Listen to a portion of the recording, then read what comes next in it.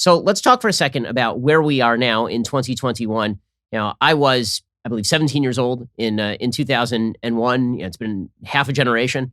A huge number of Americans not only don't remember 9/11, they weren't alive for 9/11.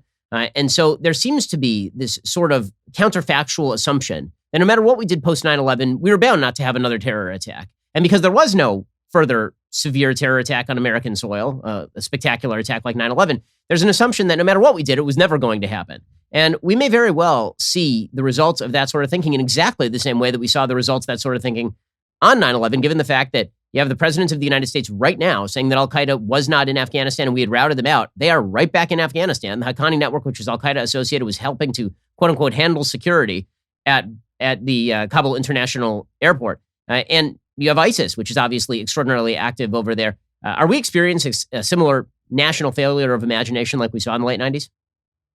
We certainly are experiencing some forgetfulness about what happened on September 11th and what transpired after it. I hear a lot about the mistakes that we made, that the Obama administration made, that the Trump administration made. In 20 years, we made some mistakes. But in an enterprise this tough, this difficult, you're going to make some mistakes. What we did achieve, though, was despite all of mistakes, beside missteps, maybe there were other ways to do things, but we achieved what I did not think possible on September 12th, which was not another attack. It was so frightening after 9/11. We had streams of intelligence talking about radiological attacks on Washington, D.C., smallpox attacks on the country, constant threats of another attack. It really wasn't until we captured Khalid Sheikh Mohammed, who was the 9/11 planner. He was a sort of field general for North America, that we had a sense of what they might have been planning and were able to begin to act on it. It wasn't until we were able to take out some of these nests to work with the world, actually, to trace their financing in ways that led us to some of their people. And so what this bought us was an opportunity to really do the hard work of counterterrorism. I remember Ben at the president's speech to the Congress, the joint session of Congress. He said that this fight on terrorism will be in place long after I'm gone and many of my successors. And we lost patience because perhaps we forgot what it was like on September 12th and 13th and 14th, when it was terrifying to go onto an airplane, when it was terrifying to go into the center of New York City, when we worried that the anthrax attacks were actually foreign attacks. Yes, I think we have a bit of amnesia, and I can't blame my students here at Stanford who weren't even conscious on September 11th. But I surely don't understand how those who were in the Congress, in the Senate, those who were in positions of authority at that time, how they've forgotten. That I can't forgive. So, Secretary Rice, let's talk about some of the other geostrategic implications of what just happened in Afghanistan, because obviously one major geostrategic implication is the rise of jihadism basically everywhere. I mean, Osama bin Laden said in the run-up to 9/11 that he thought that America was a paper tiger.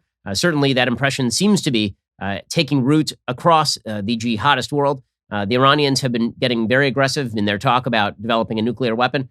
And obviously terror groups have already seeped back into Afghanistan. And there's a rally this week with members of jihadist groups holding a mock funeral for the United States, complete with fake coffins. But there's also some major geostrategic implications for China and Russia. Despite the State Department's newfound enthusiasm for large-scale letter sending to the Taliban, they said they've gotten over 100 countries to sign a letter to the Taliban urging them to allow people to leave. China and Russia were not on that list of countries. The UN Security Council resolution that called for freedom of movement from Afghanistan did not include China, did not include Russia. Both abstained.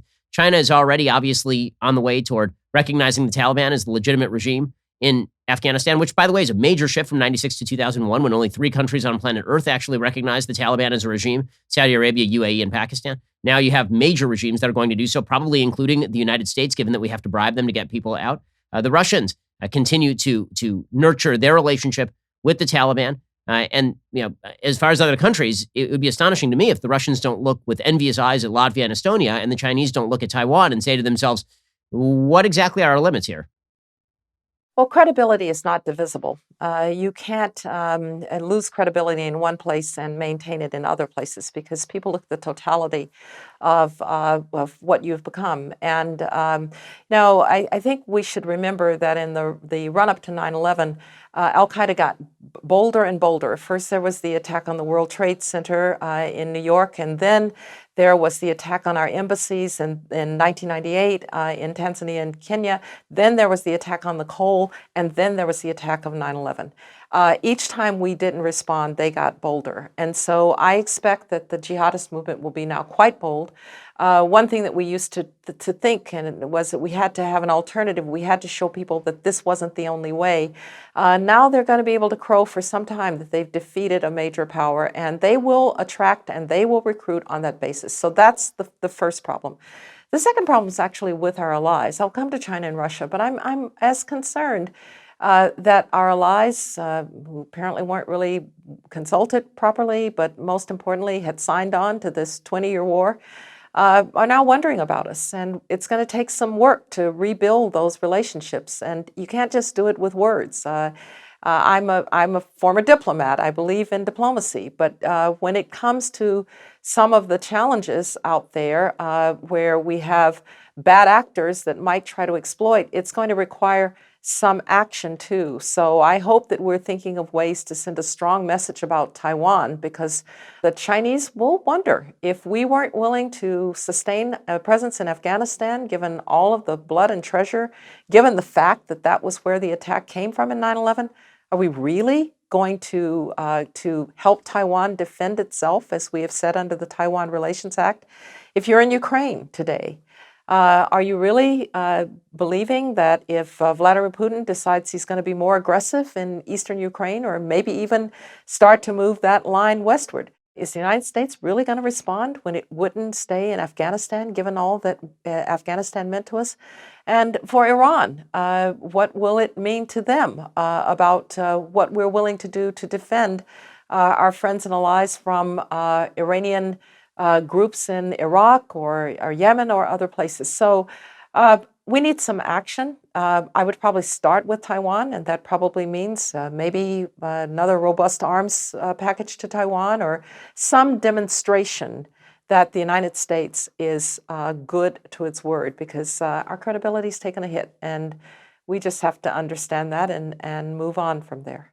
Thank you for tuning in to the Daily Wire, one of the fastest growing conservative media outlets in the country. If you enjoyed this video, be sure to give it a like and subscribe to our YouTube channel so you don't miss out on any of our content.